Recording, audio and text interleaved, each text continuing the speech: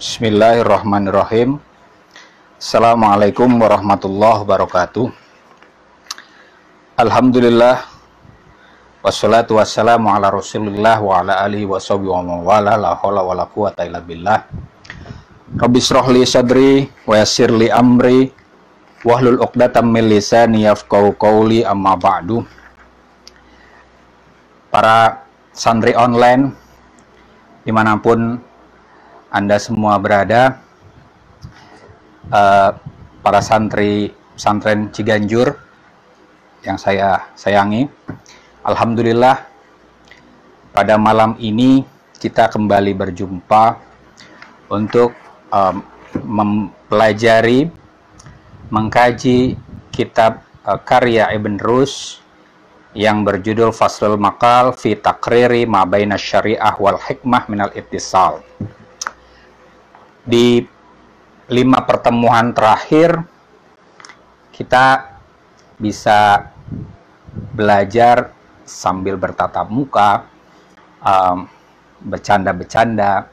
Sementara di malam ini setelah 2 pekan kita libur, kita dengan sangat terpaksa hanya belajar via online dengan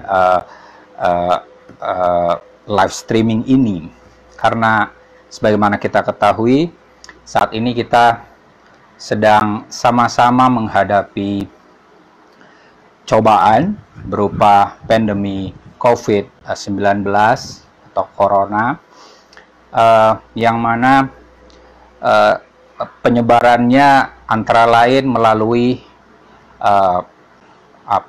interaksi yang sangat dekat antar satu dan yang lain, atau perkumpulan-perkumpulan.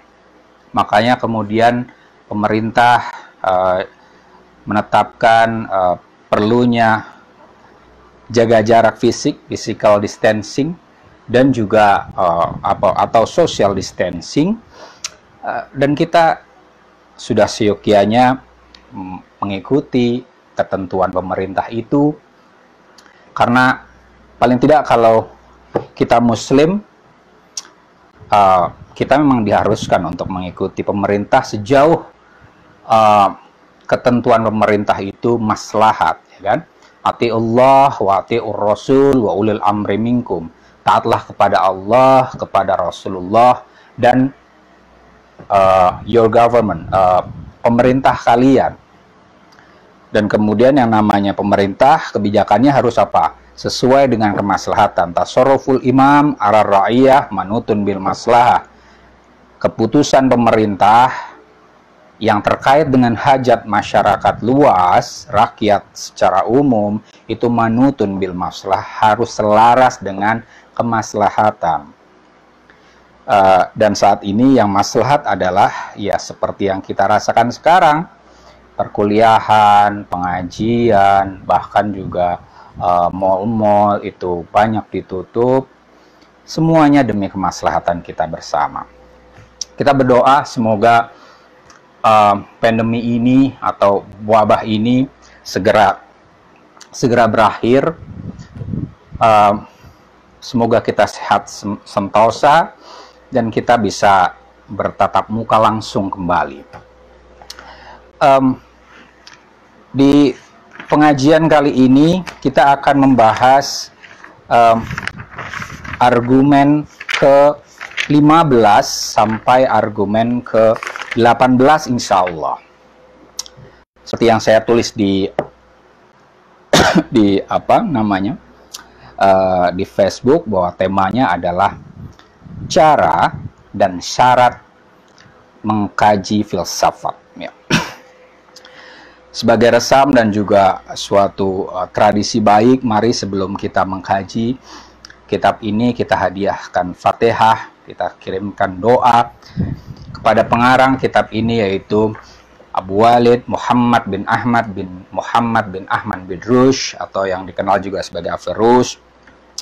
Karena ini pengajian sesungguhnya diselenggarakan oleh pesantren Ciganjur yang diasuh oleh almarhum Presiden Kiai Haji Abdurrahman Wahid, maka kita juga hadiahkan Fatihah untuk Gus Dur, berikut seluruh keluarga besarnya. Kita juga Fatihah untuk kedua orang tua kita, seluruh guru kita, seluruh pengarang kitab-kitab yang kita baca, juga untuk sahabat-sahabat kita, orang yang menyayangi kita, keturunan kita. Lalallah ayaghfira dzunubana wa yarhamna ajmain. Ala hadiniyah wa ala kulli niyatin sholihah wa ila hadratin Nabil Mustafa Muhammad sallallahu alaihi wasallam. Al-Fatihah. A'udzu billahi minasyaitonir rajim. Bismillahirrahmanirrahim. Alhamdulillahi rabbil alamin arrahmanir rahim maliki yaumiddin. Iyyaka na'budu wa iyyaka nasta'in ihdinas siratal mustaqim siratal ladzina an'amta 'alaihim ghairil maghdubi 'alaihim waladdallin. Amin. Saya berharap ini tidak ada gangguan karena ini terus terang malam ini saya sendirian di perpustakaan, di pojok perpustakaan saya jadi operator juga yang sesungguhnya gaptek. Saya ucapkan banyak terima kasih ke Mas Farobi, santri pesantren Ciganjur, mahasiswa saya juga di Paramadina, yang membantu saya untuk bisa online ini. Dan saya ucapkan selamat untuk Mas Farobi yang baru saja menyelesaikan skripsinya tentang imperialism and capitalism, ya, kritik atas imperialisme dan kapitalisme. Selamat Mas Farobi.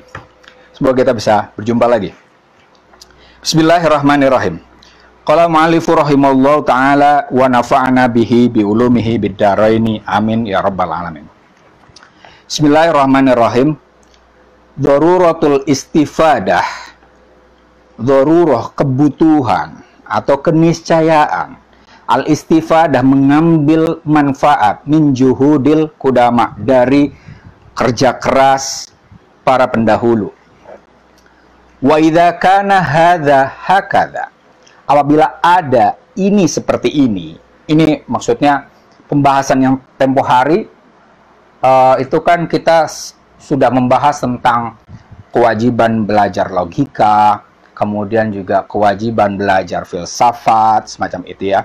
Kemudian bahwa filsafat itu dikaji dari generasi ke generasi sehingga kita perlu untuk mempelajari buku yang klasik dalam hal ini buku filsafat. Nah, tidak kana hadza, apabila ada hadza ini hakada seperti ini, faqad yajibu alaina, maka wajib bagi kita, in alfaina, apabila kita wajadna, menemukan, liman taqaddamna, dari orang yang mendahului kita, minal umamis salifati, dari umat atau dari masyarakat terdahulu, nadran fil maujudat, yang mana mereka itu memikirkan tentang segala yang ada, wa i'tibaran laha, dan mengiktibarkannya, bihasbi maqtadat husyara'itul burhan, sesuai dengan tuntutan syarat-syarat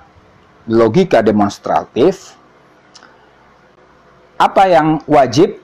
An-nangdhura filladzi qaluhu, an-nangdhura, agar sekiranya kita memperhatikan, memikirkan, filladzi qaluhu, pada sesuatu yang mereka katakan, mindalika, tentang semua itu, tentang maujudat, tentang segala hal yang tadi sudah dibahas, wa ma'athbatuhu, dan sesuatu yang telah mereka tetapkan, fi kutubihim, di buku-buku mereka, ya.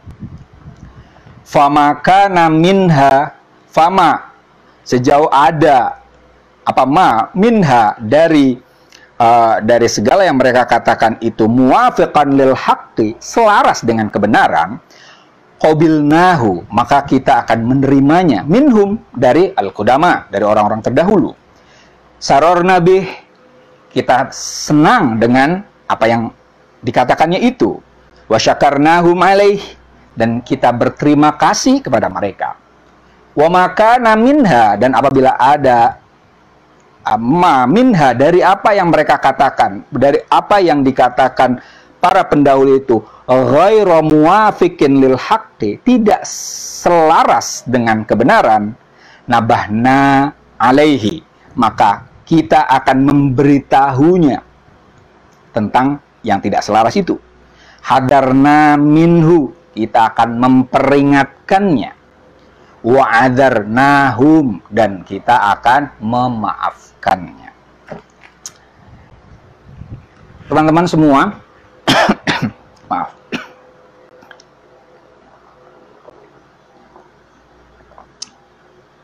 Adik,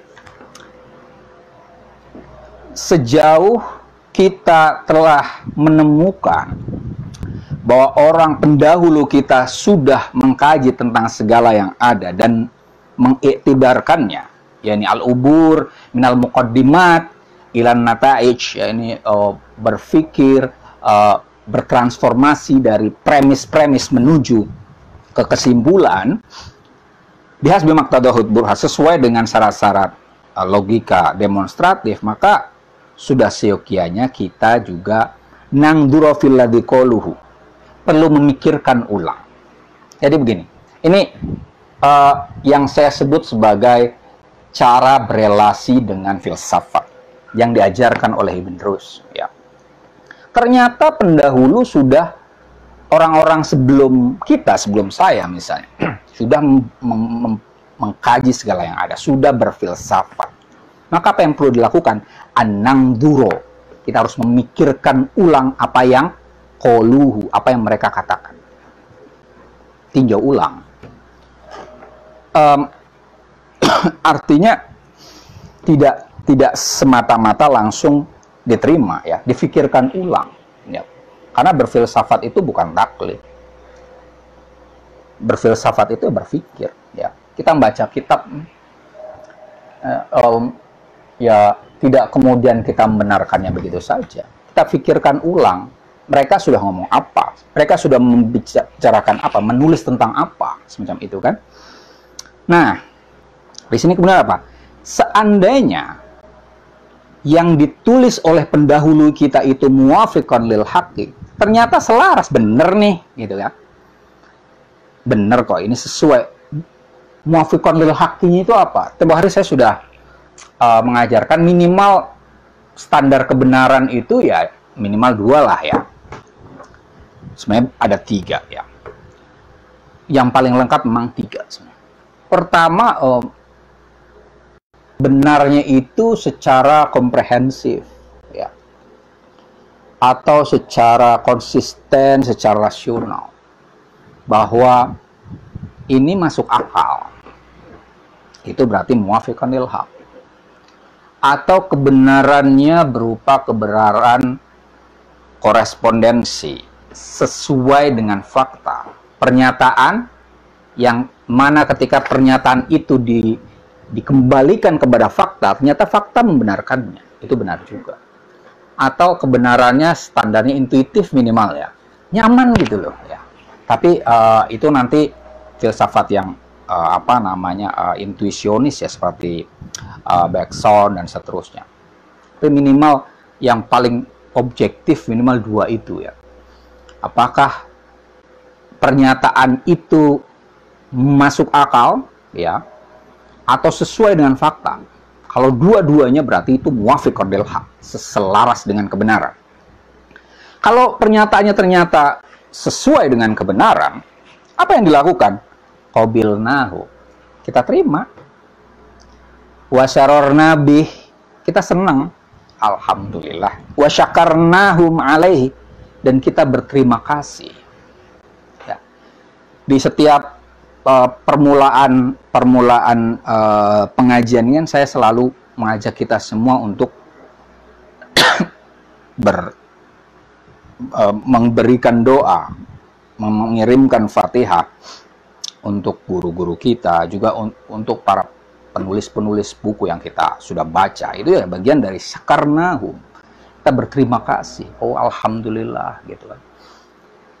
Sebagaimana yang sudah diungkapkan kemarin, itu pengetahuan itu kan alat, ya. Yang kita cari adalah haknya, kebenarannya. Dari manapun pengetahuan itu berasal, ya kita ambil itu sebagai hikmah, sebagai kebijaksanaan, ya kan?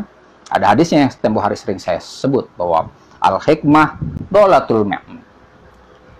Kebijaksanaan adalah sesuatu yang dicari oleh orang beriman. Haitsu mawajadaha, dimanapun orang beriman menemukannya, wa haqqu biha, maka dia berhak untuk mendapatkannya. Ternyata kita mendapatkan itu dari al-qudama, dari para pendahulu. Faqabilnahu wasararna alaihi wasyakarnahum alaih, ya kan? Sararna bih wasyakarnahum alaih. Kita senang dan kita berterima kasih. Minimal kalau saya ya Fatihah lah, terima kasih. Jadi sehingga kita secara intelektual, secara kejiwaan selalu terkait dengan para pendahulu itu.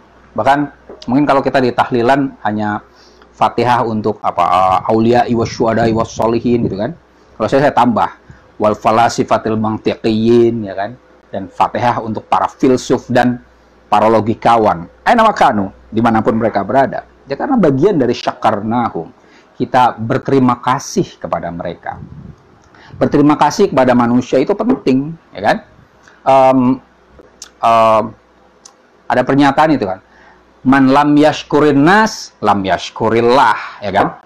Orang yang tidak pandai berterima kasih kepada manusia itu lam yashkurillah, tidak berterima kasih, tidak bersyukur kepada Tuhan, kan? Sementara orang yang tidak bersyukur kepada Tuhan apa?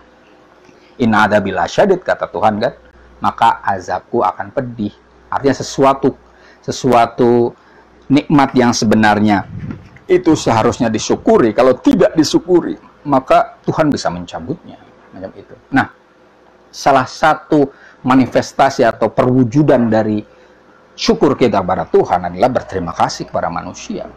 Dalam hal ini, paling tidak dalam hal pembelajaran, ya kita berterima kasih kepada man qadamna, orang yang terdahulu dari kita, guru-guru kita, pengarang buku yang sudah kita pelajari, para filsuf, para logikawan dan seterusnya yang sudah memberikan pengetahuan kita, itu syakarna. Wa makana minha ghairu muwafiq lil haq. Kalau ternyata yang dikatakan oleh para pendahulu itu ghairu muwafiq lil haq, tidak selaras dengan kebenaran, artinya minimal kok tidak masuk akal ya, gitu ya. Atau ternyata tidak sesuai dengan fakta, ya kan? Apa yang kita lakukan? Nabahna alaih, kita memberitahu ini loh yang keliru, gitu kan? Kemudian hadarna minhu, kita memperingatkan ini keliru. Wa'adarnahum, dan kita memaafkannya. Ini benar-benar relasi filosofis dan juga ilmiah yang seharusnya dilakukan. Artinya bukan taklid, ya. Kita mengukur punya standar kebenaran dalam hal ini minimal dua tadi. Masuk akal atau tidak, sesuai dengan fakta atau tidak. Itu oke, maka kita terima dan kita berterima kasih. Tapi kalau keliru, tidak kemudian kita maki-maki para pendahulu, tidak kemudian kita juga mengkafirkannya, tidak. Adarnahum, kita maafkan. Ya, manusia tidak ada yang sempurna, gitu. Kita hanya Tuhan yang maha benar, kan? Kalau sejauh kita percaya kepada Tuhan, Tuhan itu adalah al-haq yang maha benar, ya selain Tuhan itu mungkin untuk keliru. Maka ketika kita temukan pernyataan filsuf, ilmuwan atau ulama itu ternyata tidak selaras dengan kebenaran, ya kita paling banter nabahna alaih, kita memberitahu ini keliru, ya kan? Dan kita memberi peringatan ini keliru, jangan diikuti, ya. Dan kemudian adarnahum, kita memaafkannya. Ini nanti akan terkait dengan pernyataan atau kritikan Ibn Rushd kepada Al-Ghazali. Ya, ini mumpung saya masih di perpustakaan, saya bisa ngambil kitab-kitab saya. Ini, ya kan? Ini buku Imam Al-Ghazali, Tahafut Al-Falasifah, ya kan? Imam Ghazali mengkritik Al-Farabi dan khususnya Ibnu Sina, ya, dalam hal pengetahuan Tuhan, tentang alam, ya, apakah Tuhan mengetahui yang partikularitas saja atau universalia, ya kan? Ataukah Tuhan mengetahui hal-hal yang detail, misalnya saya cara minumnya gimana, misalnya gitu, atau Tuhan mengetahui secara umum? Kemudian apakah alam ini fenomena sekunder atau fenomena primer? Artinya apakah alam ini kreatif nihilo, tercipta dari tiada, atau sudah ada semacam itu. Kemudian tentang kebangkitan.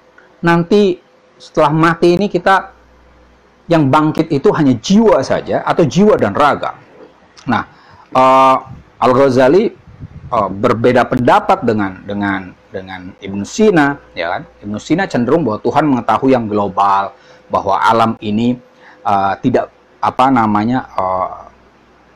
alam ini tidak bermula dari nol semacam itu. Kemudian bahwa yang bangkit nanti adalah jiwa semacam itu. Cuman Al-Ghazali itu sampai taraf mengkafirkan Ibn Sina. Nah, Ibn Rus ada dua jilid ini. Kalau ini yang saya punya adalah Tahqiqan Sulaiman Dunya. Ada ini jilid yang pertama, ini jilid yang kedua. Di dua buku ini Ibn Rus mengkritik Al-Ghazali dan juga mengkritik Ibn Sina, ya. Tapi apakah kritikan Ibn Rus sampai taraf mengkafirkan seperti yang dilakukan Al-Ghazali? Tidak, ya kan? Adarnahum, ya kan? Nanti kita akan ketemu tentang itu, ya. Pembahasan itu akan muncul. Oke, kita lanjutkan. Ini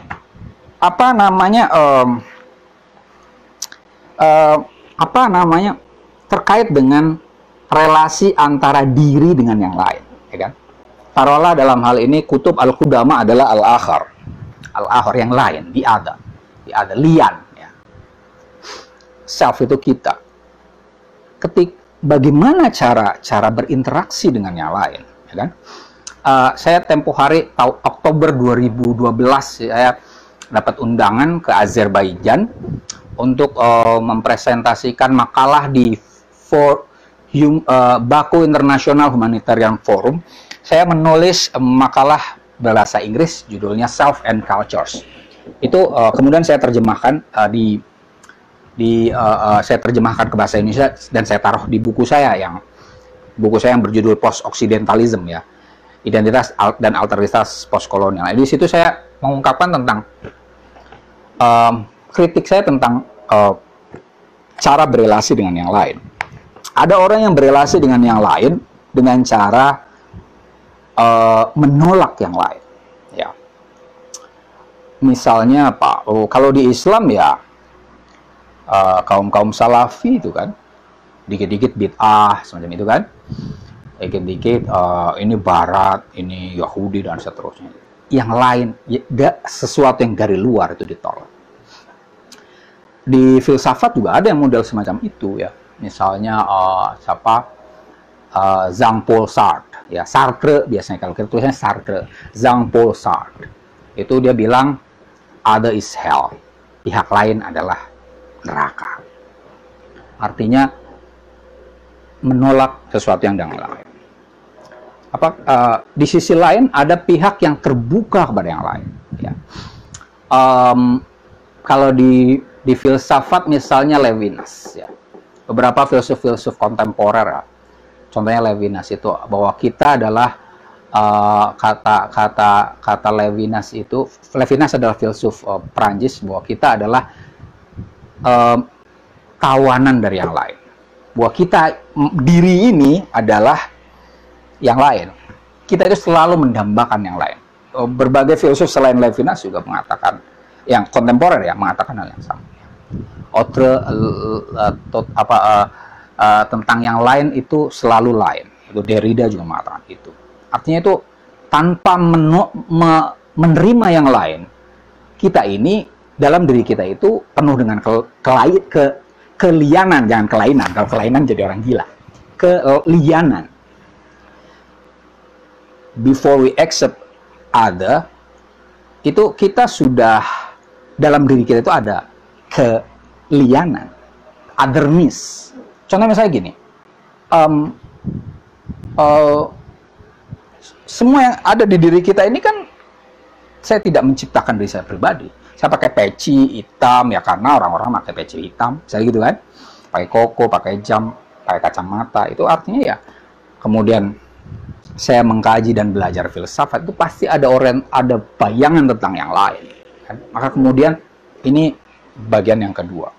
Tapi bagian yang ketiga, dan ini ya kalau yang pertama tadi ya istilahnya adalah exclusive self, ya, diri yang tertutup, menolak yang lain. Yang kedua adalah inclusive self, ya, diri yang terlalu terbuka. Nah, di makalah yang Self and Culture saya itu, yang kemudian saya taruh di buku saya yang post Occidental itu, di appendiknya saya kasih judul Diri dan Ragam Budaya. Itu saya memunculkan konsep diri yang inklusif, kritis, dan tentatif.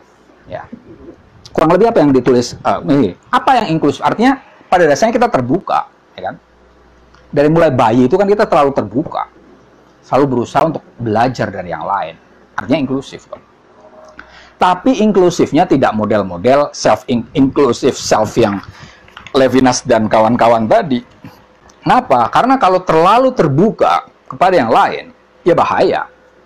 Ibarat komputer, ya, komputer ini kalau Apple sih, ya alhamdulillah lah ya, aman dari virus. Tapi kalau misalnya komputer Windows, etc. itu utamanya Windows lah, sangat terbuka, apa yang akan terjadi?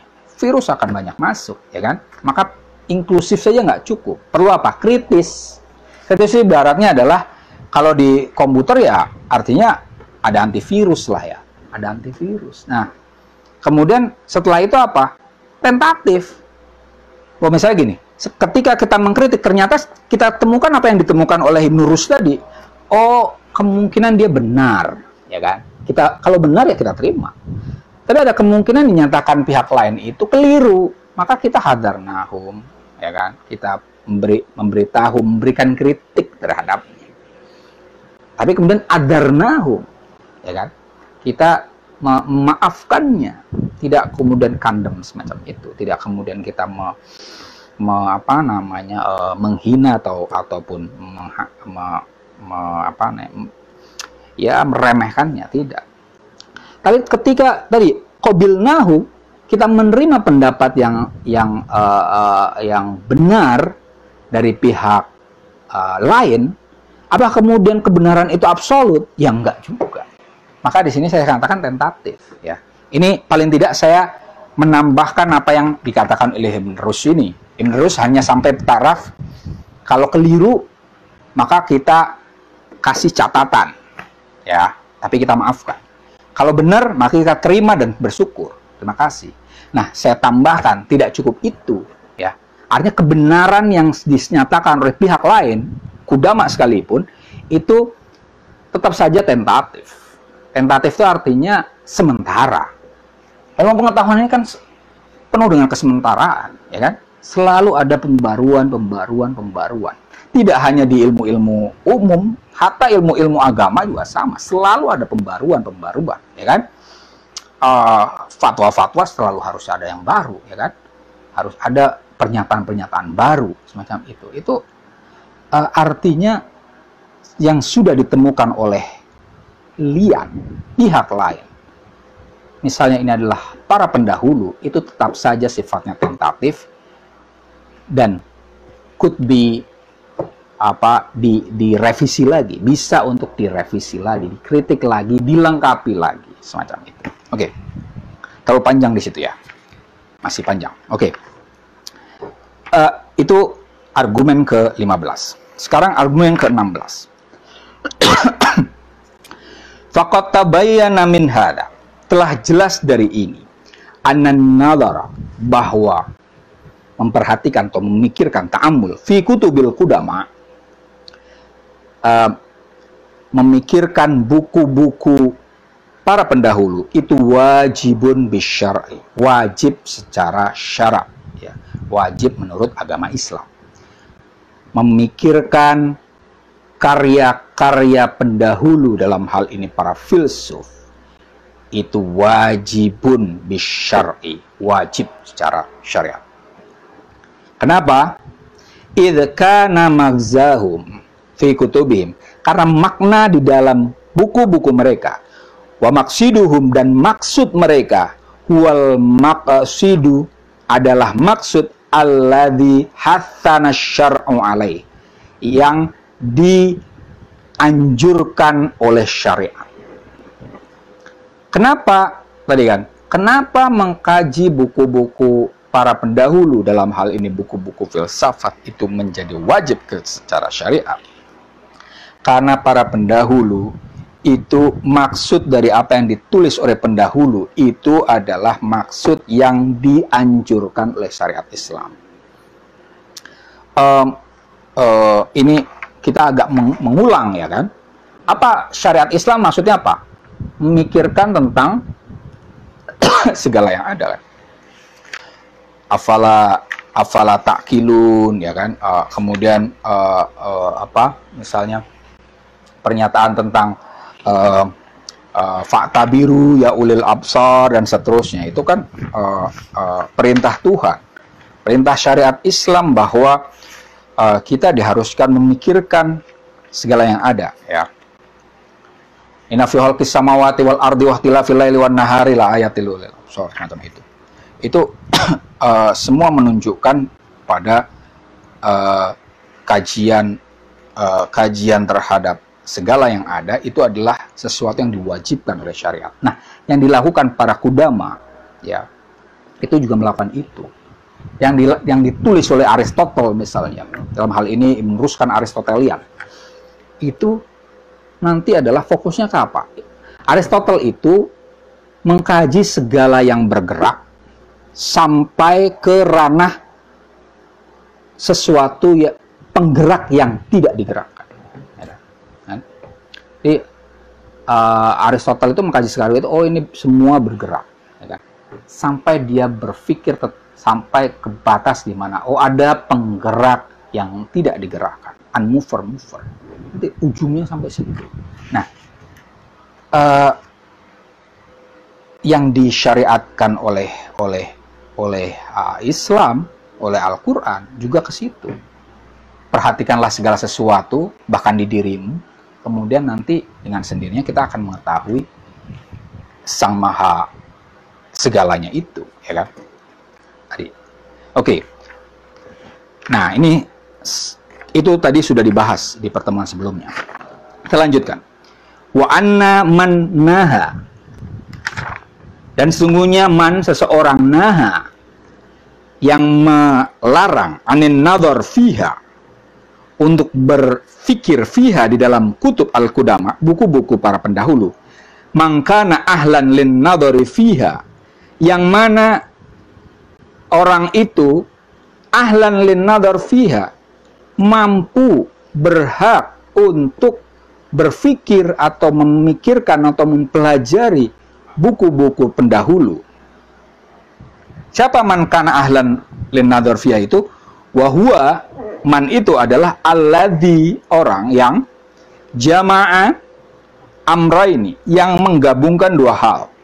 Ahaduhuma, salah satu diantaranya, dzakaul fitrati, kecerdasan natural. Wathani, dan yang kedua, al-adalah asy-syar'iyyah wal fadilah al-ilmiyah wal khuluqiyah. Keadilan syar'i, nanti saya akan jelaskan. Wal fadilah al-ilmiyah, al-adalah syar'iyyah, lebih enak kita terjemahkan keadilan metodis, ya. Wal fadilah al-ilmiyah, dan keutamaan ilmiah, wal khuluqiyah, etis. Faqat, maka sungguh, sodda, menahan, ar-radda, orang yang menahan, yang menolak, melarang tadi, qad sodda, telah mencegah an-nasa, orang lain, anil bab, dari pintu, alladzi da'a syar'u minhu, an-nasa, dari pintu yang mana syariat memanggil manusia dengan pintu itu, ila ma'rifatillah, menuju ke pengetahuan Tuhan. Wahua, pintu itu apa? Babun nadhari, pintu pemikiran, al-muaddi, yang mengakibatkan ila ma'rifatihi haqqal ma'rifah, kepada pengetahuan tentang Tuhan haqqal ma'rifah, dengan pengetahuan yang sesungguhnya. Wadzalika nahyu, dan larangan itu ghayatul jahli, kebodohan yang sangat bodoh, wal bu'du anillahi ta'ala, dan menjauh wa ghayatul bu'di anillahi ta'ala, dan sangat jauh dari Tuhan. Ini persoalan baru lagi. Kalau kemudian ada orang yang melarang orang berfilsafat, padahal orang yang mau berfilsafat itu mampu atau berhak untuk berfilsafat, maka orang yang melarang itu sama dengan mencegah seseorang memasuki pintu yang mana pintu itu bisa mendekatkannya kepada Tuhan. Dia itu mengenal Tuhan. Pintu itu apa? Memikirkan Tuhan, yang mana dengan pemikiran itu dia bisa mengetahui Tuhan dengan baik. Ya. Dan itu adalah kebodohan jahil murakab, ya. Kebodohan bodoh kuadrat. Ya kan? Nah ini, siapa orang yang dinyatakan sebagai berhak untuk atau pantas untuk belajar filsafat? Di sini paling tidak disebutkan 2 syarat. Ya, ini makanya saya sebut bahwa pengajian ini tentang syarat belajar filsafat. Pertama, dzakaul fitrah, kecerdasan natural. Yang kedua adalah asy-syar'iyyah wal fadilah al-ilmiyah wal khuluqiyah. Keadilan metodis, ya. Keadilan itu moderasi metodis, wal fadilah al-ilmiyah al khuluqiyah, dan keutamaan ilmiah dan etis. Apa itu dzakaul fitrah ini ya? Ini yang ingin dikatakan oleh menulis adalah begini. Walaupun memikirkan segala yang ada itu wajib, tapi sebenarnya ada syarat-syaratnya juga dong. Karena begini, mempelajari sesuatu itu kan harus punya syarat, kan? Harus memenuhi prasyarat. Syarat untuk belajar filsafat, artinya nggak sembarang orang juga belajar filsafat, kan? Harus dzakaul fitrah, cerdas. Yang kurang cerdas jangan belajar filsafat, ya kan? Karena Anda harus berpikir mendalam, radikal dalam pengertian berpikir sedalam-dalamnya, jangan seluas-luasnya, dan memikirkan segala yang ada. Itu harus dzakaul fitrah, harus cerdas. Karena rata-rata orang yang sungguh-sungguh berfilsafat pasti cerdas, karena harus semacam itu, ya kan? Atau minimal ini kalau pengsyarah Fathul Maqdis ini Muhammad Abid Al-Jabiri bilang dzakaul fitrah itu minimal al-isti'dad al-aqli li ta'allumiha.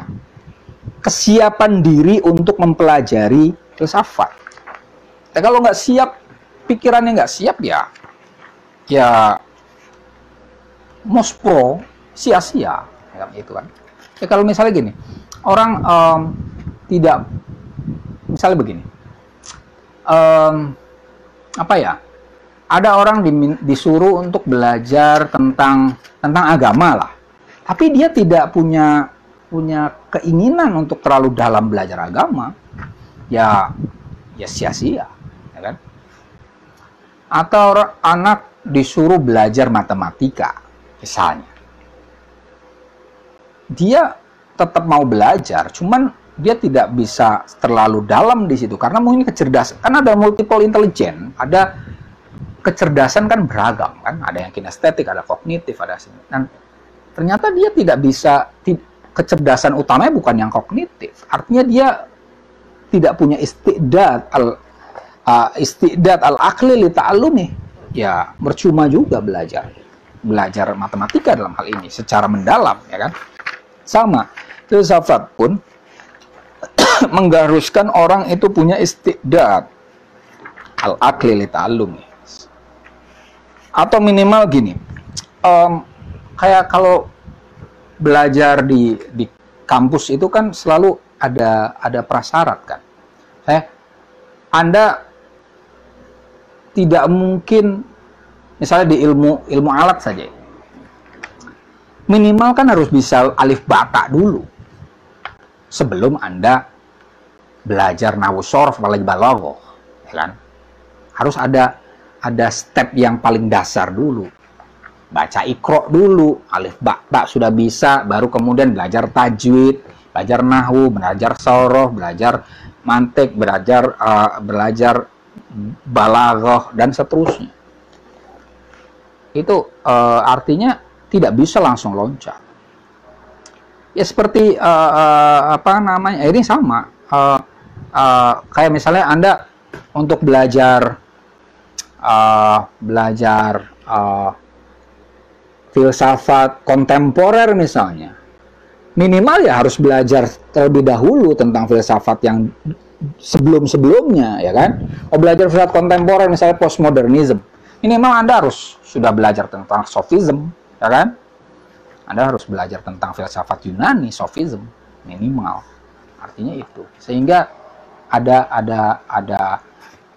membacanya itu tidak loncat. Anda mau belajar apa? Madhab Frankfurt, misalnya gitu. Minimal ya harus sudah baca Marx, kan? Sehingga nyambung, ya. Ini sama. Istiqdad apa? Istiqdad itu kesiapan itu terkait dengan dia taraf pengetahuannya sudah sampai mana. Oke.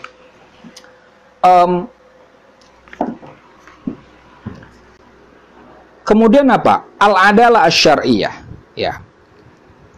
Al-adalah itu artinya tawazun, moderasi, ya. Muhammad Abid Jabiri ini mengartikan al-adalah asy-syar'iyyah dengan al-amanah al-ilmiyah, amanat ilmiah, ya.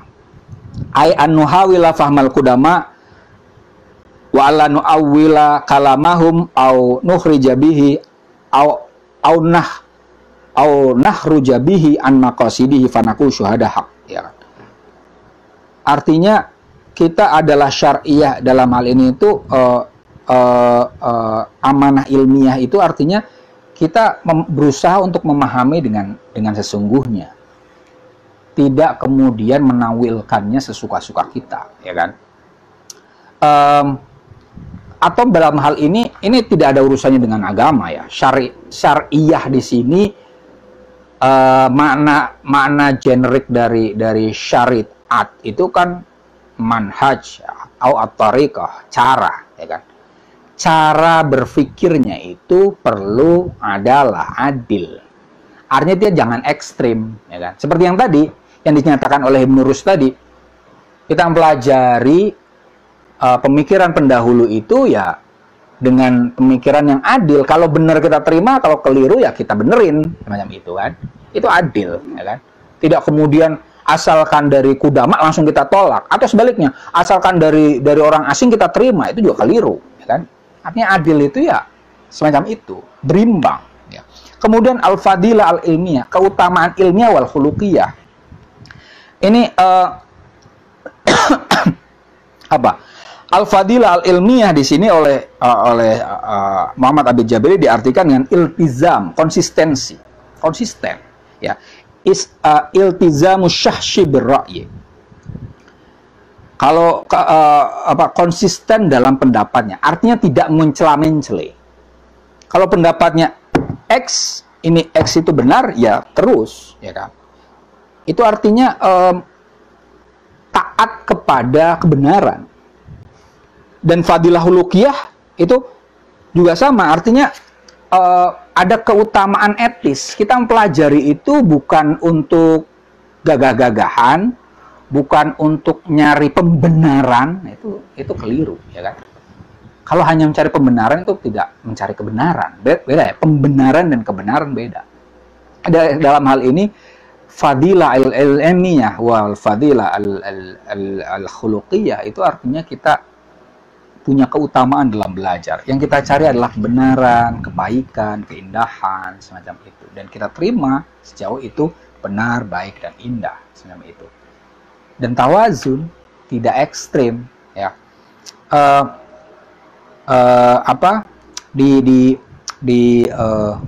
Di Islam, dan ini juga bermula dari pernyataan Aristotle bahwa keutamaan itu adalah yang di tengah, ya, pertengahan, tawazun tadi.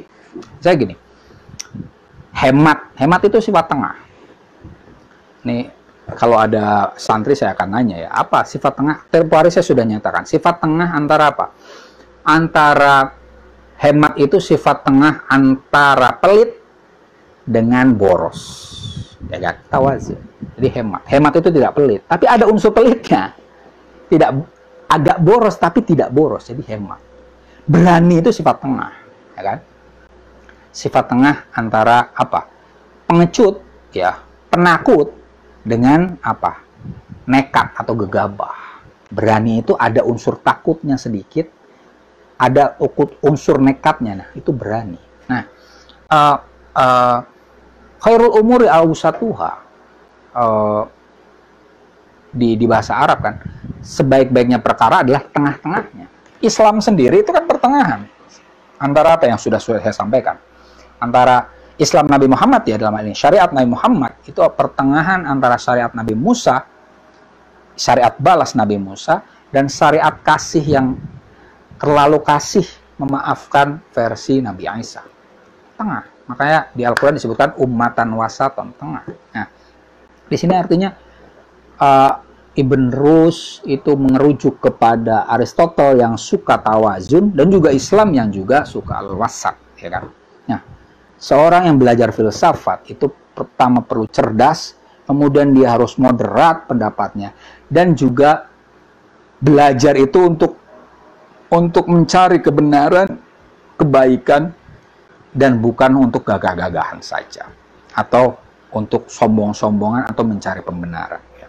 Nah, kalau ada orang yang mencapai taraf itu kemudian dilarang, nah itu yang ngelarang justru fi ghayatil jahli, justru bodoh. Kenapa? Karena ketika orang punya dzakaul fitrah, kemudian adalah syar'iyah, wal fadilah ilmiah, wal khuluqiyah tadi, dan itu kemudian mampu untuk belajar filsafat, itu artinya dia mampu sampai ke abstraksi yang tingkat tinggi, sampai ke taraf tadi pengetahuan tentang mover, penggerak yang tidak digerakkan. Nah, itu sodanil bab alladhi al-muaddi la ma'rifatillahi haqqa ma'rifatih. Orang yang melarang seseorang yang punya kemampuan dan untuk mempelajari filsafat, itu adalah orang yang menutup pintu kebenaran bagi dia. Oke.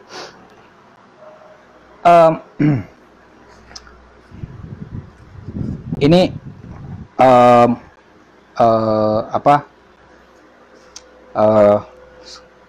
argumen selanjutnya ini sebenarnya lanjutan dari yang tadi, tapi waktunya sudah tinggal 5 menit, ya kan? Maka saya tidak akan melanjutkan lagi. Kita lanjutkan saja, artinya hari ini kita hanya belajar argumen 15 dan 16. Insya Allah Senin depan kita semua sehat, saya semoga sehat juga. Kita akan melanjutkan argumen 17 dan 18. Itu saja untuk malam ini. Alhamdulillah ini kita sudah 1 jam kurang 5 menit, ya. Kita akan lanjutkan Senin depan insya Allah. Mohon maaf atas segala kekurangan. Walafu minkum. Wassalamualaikum warahmatullahi wabarakatuh.